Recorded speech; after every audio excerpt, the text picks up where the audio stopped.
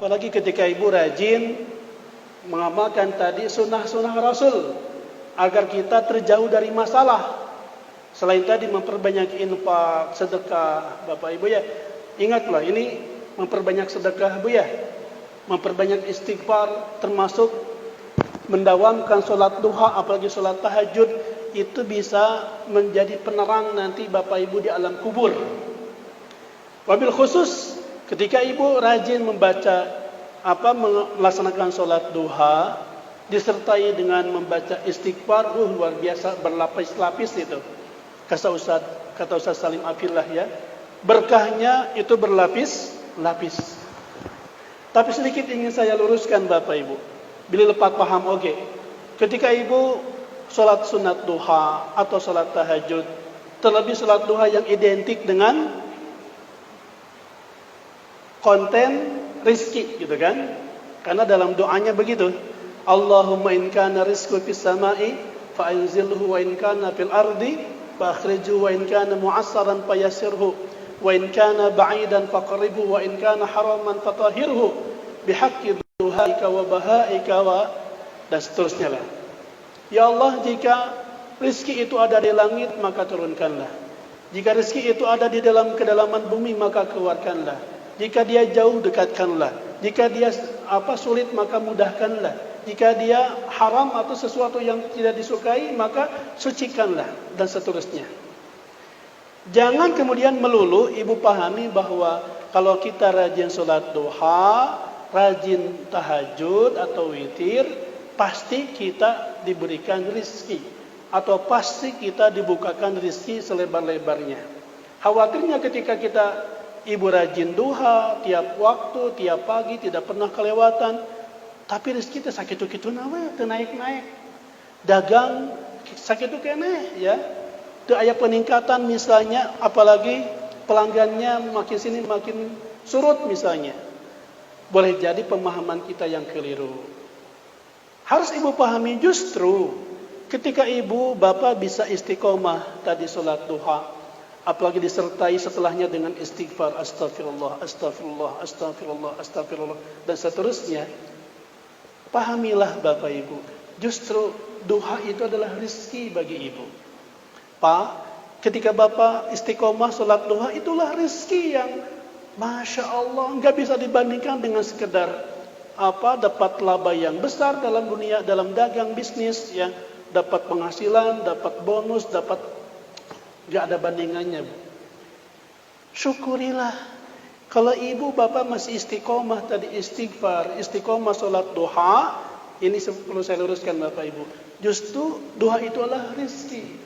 Ketika ibu rajin baca Quran, minimal tiap hari 1 juz, itu adalah rezeki. Jangan selalu dipahami rezeki itu duit lagi. Nanti khawatir terobsesi dengan hadis yang dulu itu, al-fulus hayatun nufus, mafis fulus manfus, wa idza fihil fulus mulus sampai kahapal. Saking gue sering dengar katanya. Kembali ke hadis ini Bapak Ibu, tadi tentang duha dan rezeki, paham ya? Jadi itulah rezeki, karena di luar sana banyak orang yang susah, Bu. Boro-boro tahajud, boro-boro salat duha, salat sunat qobliyah ba'diyah saja susah. Tersusah kumaha ada ke masjid jarang misalnya berjamaah, apalagi salat sunnah qobliyah ba'diyah, qomo tadi duha, qomo tahajud. Sebetulnya mereka sudah kehilangan rezeki Bapak Ibu. Ya, mereka sudah kehilangan rezeki. Apalagi kalau kita rajin duha, tahajud tadi disertai dengan memperbanyak istighfar. Ini keutamaannya. Nanti ini akan terbahas secara otomatis di depan Bapak Ibu.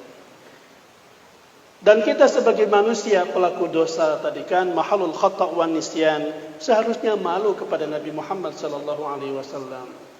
Sang kekasih Allah yang maksum, bahkan manusia terbaik jelas.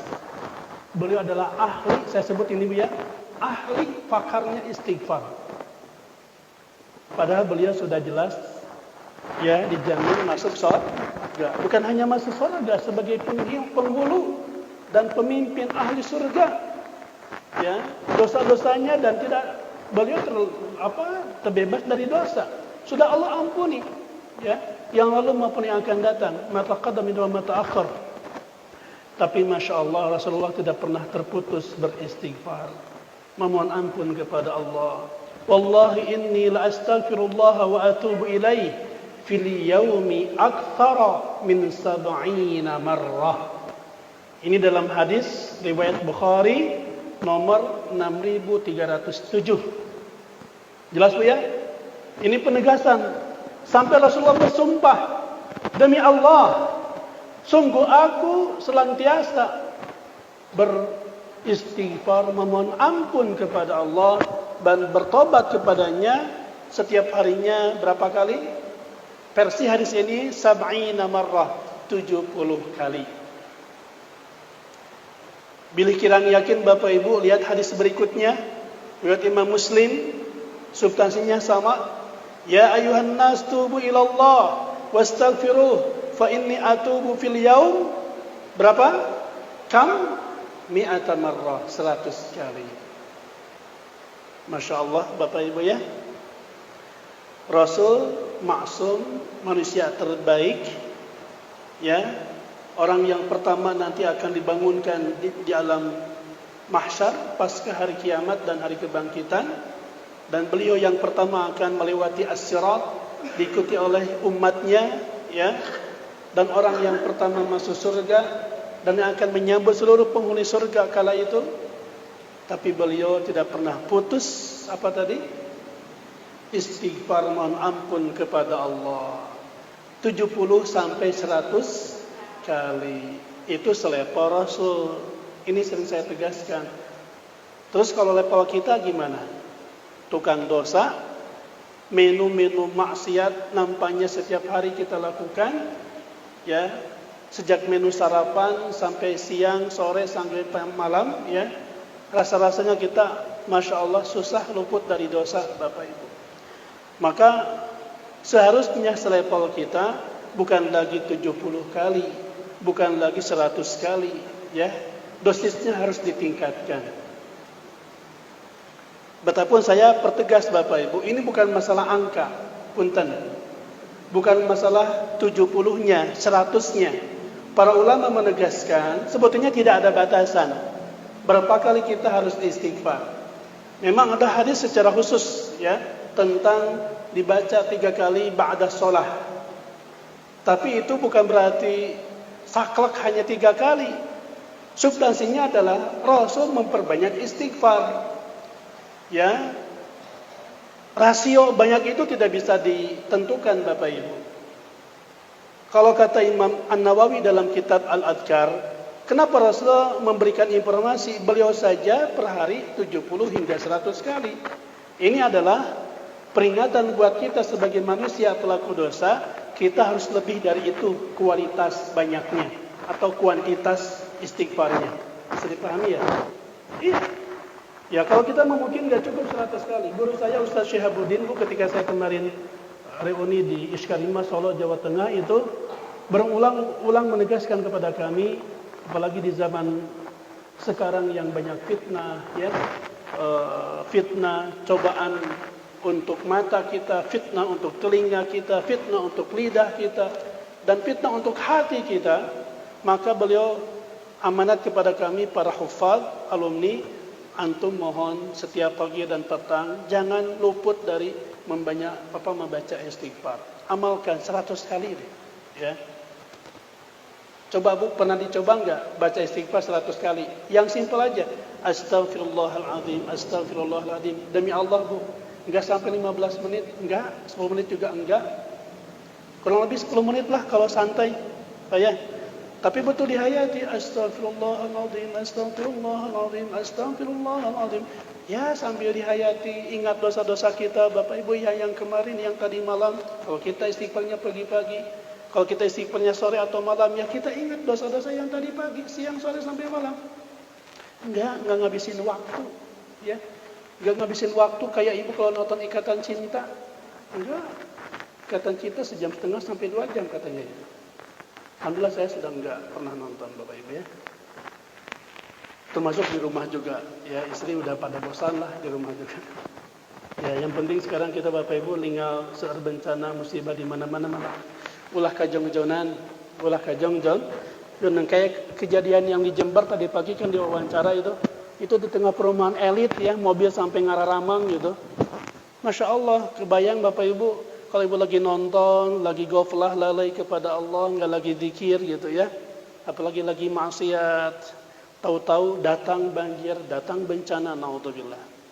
Kalau kita paling tidak lagi dawam zikir, istighfar kepada Allah, insya Allah kita akan terselamatkan dari malapetaka dan wabah juga bala. Amin ya rabbal alamin. Lafaz istighfar Bapak Ibu, dalam saya ambil 3 hadis. Ini dalilnya ada semuanya ya. Karena keterbatasan slide, saya tampilkan lafaznya. Dalam beberapa hadis Ibu bisa membaca cukup astagfirullah. Itu sudah kandungannya adalah istighfar. Astagfirullah, astagfirullah, astagfirullah. Ini yang saya tekankan kepada penbiang yang masih dalam perawatan sampai hari ini juga. Sekarang sudah lebih sehat ya, bisa jalan, bisa kemarin juga ngiring piknik kacang kuang gitu ya. Ketika lagi sakit, lagi berbaring, amalkan ini ya, astagfirullah. Yang simpel aja, pemono sepuluhnya beli panjang ting, beli pameng atau napi malum konsentrasi, daya ingat berkurang Bapak Ibu ya. Kamu lagi sakit, astagfirullah, astagfirullah, astagfirullah, astagfirullah. Yakin cepat sehat Bapak Ibu. Ya, ini bagian dari terapi Nabi ya, terapi nabawi. Atau yang sedikit lebih panjang, astaghfirullahaladzim alladzi la ilaha illa huwal hayyul qayyum wa atubu ilaihi. Atau juga ini yang pendek yang tadi ya, yang panjang sedikit ada dalam hadis Tirmidzi ya, dan sahih menurut Syekh Al-Albani. Juga hadis yang yang panjangnya istighfar yang disebut dengan sayyidul istighfar, Allahumma anta rabbi la ilaha illa anta khalaqtani wa ana 'abduka wa ana ahla dika wa wa'dika mastata'tu a'udzu bika min syarri ma sana'tu abu'u laka bi ni'matika 'alayya wa abu'u bi dhanbi faghfirli wa abu'u laka bi dhanbi faghfirli fa innahu la yaghfiru dzunuba illa anta. Ibu, saya istighfar hafal dah? Mudah-mudahan dihafal Bapak Ibu ya. Ini amalan dari Rasulullah sallallahu alaihi wasallam. Karena waktu Bapak Ibu, saya langsung kepada poin keajaiban. Ini sering saya sampaikan dalam berbagai kajian di tema-tema yang lain Ibu ya, tentang pernyataan Hasan al-Basri, ulama tabi'in, yang memberikan jawaban satu kata saja, satu jawaban dari setiap curhatan konsultasi murid-muridnya yang mengeluh masalah peceklik gitu ya, yang mengeluh masalah sulit memiliki keturunan, yang mengeluh apalagi nih keluhannya ya, karena masalah kekeringan tadi, kebun-kebunnya sulit panen atau gagal panen Bapak Ibu ya, termasuk tadi yang sulit memiliki anak atau keturunan. Semua masalah, 4 masalah yang dihadapkan kepada beliau, jawabannya cuma satu. Apa tadi? Istighfar. Maka dari hadis-hadis ini dan beberapa ayat yang tadi saya sampaikan, saya mengambil kesimpulan Bapak Ibu. Saya ini ngumpulin, alhamdulillah ya. Awalnya saya temukan artikel ada 5 keajaiban istighfar. Ternyata ketika saya selidiki, saya coba buka lagi dalam Maktabah Syamilah, banyak lagi ya. Paling tidak saya kumpulkan, saya sampaikan secara singkat Bapak Ibu ya. Ada paling tidak 10 keajaiban istighfar. Keajaiban dan kekuatan istighfar. Lagi-lagi Bapak Ibu ini kita harus malu sama Allah ya. Allah itu kalau sedang ngasih, sekali lagi saya ulang-ulang nih. Allah itu kalau sedang ngasih nggak hitung-hitungan Pak. Ya, kita kadang suka ngitung-hitungan ya. Ngasih ke anak pun kadang seperti itu. Ngasih ke orang yang minta tolong gitu ya, masih hitung-hitungan. Ya, ke tukang parkir kadang ngasih 20.000, tina kuruna 2.000 ya. Asal lebar dipastikan 20.000 teka haja, nyeselnya sabulan tadi kabayang-bayang. Itu hitung-hitungan. Allah itu kalau ngasih pun tidak hitung-hitungan. Maksudnya kenapa? Padahal kita cuma minta 1, Allah kasih luar biasa nih 10 paling tidak. Ya kita cuma minta 1 berupa ampunan, tapi Allah ngasih apa saja. Lihat, 1, Jelas. Istighfar adalah sebab penghapus dosa atau pengampunan dosa. Dalilnya banyak sekali dalam banyak ayat. Di antaranya surat Al-Imran ayat 134, 135 ya. Walladzina idza fa'alu fahishatan aw zalamu anfusahum dzakarullah fastaghfaru lidunubihim wa man yaghfiru dzunuba illa Allah wa lam yusirru ala ma fa'alu wa hum ya'lamun. Tanda orang-orang yang bertakwa adalah, lihat ini ciri orang bertakwa, bukan iman lagi, muttaqin. Orang yang bertakwa saja disebut oleh Allah dalam ayat ini, bukan mereka bebas dosa. Ibu lihat ayat sebelumnya, 133, 134 jelas.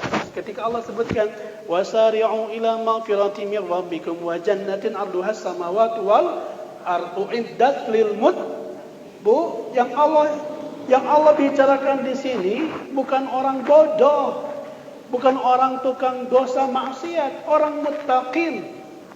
Kita saja merasa belum sampai kepada derajat muttaqin, rasa-rasanya betul ya. Tapi Allah sebutkan orang muttaqin itu idza fa'alu fahisyah, ketika mereka berbuat keji atau menganiaya diri sendiri, au dzalamu anfusahum. Jelas ya, orang muttaqin pun itu sudah derajat takwa, orang yang tidak lepas dari dosa, bahkan fahisyah dan dolim kepada diri mereka sendiri. Tapi kan mereka apa yang dilakukannya? Zakarullah, segera ingat Allah, minimal menyesal, nadam, kan? An-nadam, menyesali, lalu langsung spontan minta ampun kepada Allah. Wastaghfaru lidunubihim wa may yaghfiru dzunuba illallah. Dan tidak ada yang bisa menghapus, mengampuni dosa-dosa itu kecuali siapa? Allah. Tapi syaratnya walam yusirru ala ma fa'alu hum ya'lamun. Mereka tidak kembali lagi kepada dosa itu, ya. Kalau mereka mengetahui bahwa itu adalah dosa. Baik, intinya hadis ayat ini, begitupun di ayat yang lain, An-Nisa ayat 110. Mending catat ayatnya, nanti Bapak Ibu tadabburi lagi, ya. Keajaiban dari istighfar yang pertama adalah dia bisa menghapuskan dosa-dosa kita. Ya, Allah akan mengampuni dosa-dosa dan kesalahan kita. Satu. Yang kedua, Bapak Ibu, dalam banyak ayat dan hadis-hadis Nabi, termasuk ayat yang sedang tadi kita bahas, bahwa dosa itu bisa menghindarkan, menjauhkan kita dari bencana atau musibah. Dalilnya jelas. Ya, wa ma kana Allahu liyu'adzibahum wa anta fihim. Wa ma kana Allahu mu'adzibahum wa hum yastaghfirun. Tapi sekali lagi, saya pernah dikritik oleh salah satu kiai. Terus terang, saya ceramah di Bung Bulaang, Pak Ustadz ya. Dipanelkan lah, istilahnya dipanelkan dengan kiai setempat begitu. Ketika saya waktu itu bawain fokus gitu ya, menyampaikan kondisi Indonesia tahun berapa ya? Jadi kan banyak masalah bencana kayak gini lah. Ya, 5 atau 6 tahun yang lalu di daerah Bung Bulaang. Dan saya sampaikan, kenapa ada dosa-dosa, kenapa ada bencana, ada masalah, musibah seperti ini. Ingatlah, itu gara-gara kita lah kesimpulannya. Nah, dan saya anjurkan salah satunya istighfar. Tapi istighfar bukan hanya di lidah tentunya. Ya, kita harus amalkan secara maknawinya dalam perbuatan perilaku kita sehari-hari. Ya, bukan hanya lisan. Karena lihat tadi ya, ayatnya itu kan menggunakan yastaghfir, menggunakan fi'il mudhari. Ada kiai berikutnya, sepuh ya. Las datang liur teuing lah ku tadinya ajengannya 3 rut gitu. Bak-bakan Bu. Emang geus hese di nangis. Nah, berarti geus rahasia umum bahasa beliaunya, perzinahan, mabok, non itu tilah juri dan sebagainya. Nu penting mah orang sing dawam istighfar, baca unggal poe eta we istighfar gitu ya. Dan beliau menyimpulkan bahwa yang penting lafaz istighfarnya kita baca. Dan saya tegaskan, bukan sekedar dilafadzkan, ya. Jangan istighfar, bari nonton nu teu pararuguh, astagfirullahaladzim. Astagfirullahaladzim. Ya, Saya ingat dulu di kampus di Libya, kita kan di kampus itu ada namanya muntada. Muntada itu ya tempat hiburan lah, ya. Ada apa? Pernah yang main bola di kotak itu, ya ada pemain 12 pemain gitu, kesebelasan. Ada apa catur, ada TV. TV-nya tilu blok, cuma 3 ya. 3 siku bangunan di 3 titik karena dulu cuma 1 TV jadi parasnya beda kahayang Bu. Anu resep kena acara-acara berita gitu ya, dialog 3 TV-wan di orang mah. Di sana Al Jazeera ya. Al Jazeera. Ada resep kena olahraga, bola macam-macam. Hanya resep kena telenovela Bu. Terang telenovela sinetron lah. Ada teman Bu orang, saya sebut ngapalah negaranya dari Nigeria. Ya, sufi kemana-mana bawa tasbih gitu. Dan memang orang tasawuf ya. Kalau saya lebih senang acara Al Jazeera, mirip-mirip TV One lah kalau di kita mah ya. Tapi lebih hot daripada TV One. Al Jazeera itu internasional ya. Bisa dilihat di YouTube juga. Tapi yang satu ini kawan saya yang tasawuf, orang sufi Bapak Ibu, karesep nate nonton sinetron telenovela Libanon. Libanon teh Bapak Ibu siga bidadari jelas. Cek pun guru menghaji di Pasir Muncang Al Hidayah narika walimatus safar ke jamaah haji. Jamaah sina tong ragu-ragu rek haji masuk ti aina nabung. Tong mikiran ku biaya 30, 40, 50 juta. Geus naik pesawat mah sina ningali apa pramugari komo orang Libanon imut Bu. Pramugari orang Libanon, orang Emirat, orang Arab bukan Bu? Ya. Tiket haji 50 juta ge asa punah hari tau ge seuneu. Karena saking cantiknya orang Libanon, name tacan ke Mekah Bu, tacan ke Madinah, ada kiai Bu. Name naik pesawat dilayani ku pramugari di Libanon, Bapak Ibu ya. Itu tiket atau napi biaya ONH plus ataupun yang biasa geus lunas. Punah komotos ke Madinah ke Mekah gitu ya. Kartas Bu. Itu maksud saya, teman saya orang Nigeria atau tasawuf resep nate eta Bu. Duka saya enggak pernah nonton itu ya. Tapi gitu, lagi nonton terus sambil astagfirullah. Ya bukan yang begitu yang dimaksud Bu ya. Karena kan ibadah itu bukan hanya qaul kan ya qaulan ucapan, fi'lan amalan juga terutama adalah i'tiqad dan keyakinan kita. Yang ketiga, 4 dan 5 sekaligus saja karena ini ada dalam satu ayat Bapak Ibu ya. Keajaiban istighfar yang ketiga apa? Menjadi penyebab turunnya hujan yang menghilangkan kekeringan dan menyebabkan kesuburan tanah otomatis Bu ya. Dengan hujan dan subur tanah. Ini 3 sebenarnya dalam satu poin ya. Yang keempat diberi kemudahan mendapatkan anak dan keturunan wa yumdidkum bi amwal dalam ayat tersebut dan yang kelima dilapangkan rezeki dan harta sehingga hidupnya makmur dan sejahtera. Ibu ada di surat Nuh. Ya, ini yang sering disampaikan oleh para ulama, guru-guru kita. Surat Nuh ayat berapa tadi? Ayat 10 sampai 12. Faqultustaghfiru rabbakum in qara yursilis samaa'a 'alaikum midrara wa yumdidukum bi amwalin wa banin wa yaj'al lakum jannatin wa yaj'al lakum anhara. Ya, nanti bisa dibaca Bapak Ibu ya. Jadi sudah berapa? Sudah 5 ya. Diingat-ingat Bapak Ibu. Kalau perlu ditempel nanti di kamar, di rumah ya. Biar termotivasi anggota keluarga kita mendawamkan istighfar. Kan tenan menuju seueur bencana dengan tenan ya. Yang keenam apa? Ditambah kekuatannya. Dalam banyak tafsirnya kekuatan apa aja? Jasmani ya rohani. Jadi hayang sehat, jag-jag waringkas, sehat, kuat, lincah, bugar, ya. Tidak hanya dengan latihan, tidak hanya dengan nge-gym atau treadmill, jogging, olahraga, ya. Mungkin secara fisik sehat, tapi rohaninya belum tentu sehat, ya. Da punten, ya.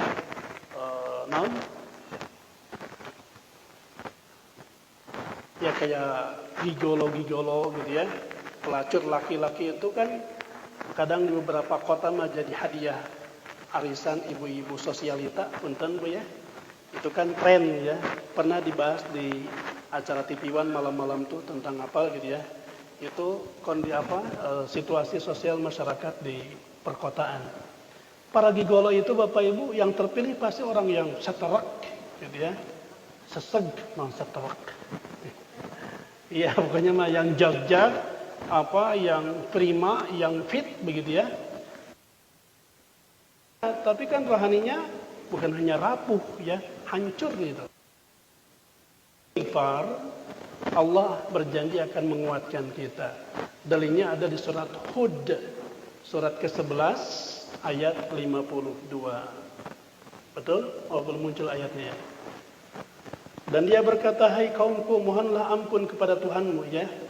Istaghfiru rabbakum thumma tubu ilaih. Begitu ayatnya Bu ya.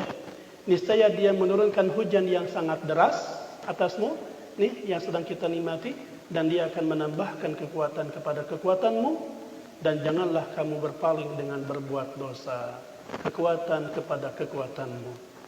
Ini para ulama menegaskan yang maksud dengan kekuatan adalah terutama kekuatan fisik, jasmani dan rohani kita. Dan yang ketujuh, Allah akan mudahkan segala urusan kita. Tadilah dalam hadis jelas ya, wa min kulli dhiqin makhraja, wa min kulli hammin faraja. Ya, sudah saya jelaskan tadi. Nah ini sama hadisnya Bapak Ibu ya. Hadis Abu Dawud nomor 115 atau 1520 dan Ibnu Majah nomor 3951. Barang siapa membiasakan diri untuk beristighfar, Allah akan memberikan jalan keluar baginya dari setiap kesulitan, akan memberikan kebahagiaan dari setiap kesusahan, dan akan memberikan rezeki dari arah yang tidak disangka-sangka. 7, 3 lagi ya, kita tuntaskan.